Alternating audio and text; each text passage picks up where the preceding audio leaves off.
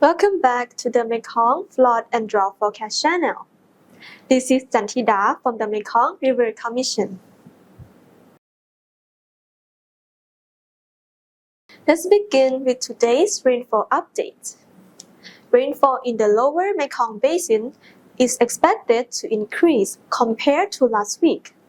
In the next 24 hours, thundershowers and heavy rain are expected in some areas in the lower Mekong Basin. The affected areas are Kampong Cham, Mondul Kiri, and Ratanakiri in Cambodia, Attapeu and Champasak in Laos, and Dak Lak, Gia Lai, and Kon Tum in Viet Nam.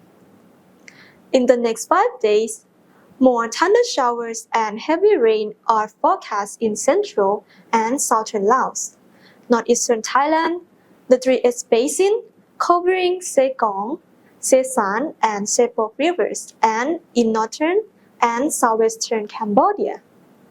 Other areas in the basin can expect no rain or only light rain.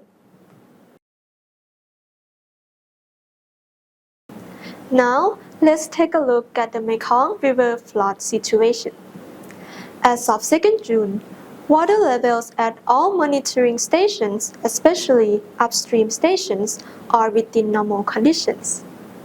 Over the next 5 days, the water levels at the most of stations are expected to increase from 0.1 to 1.4 meters, except for those located from Nakhon Phanom to Savannakhet, where water levels are expected to remain stable.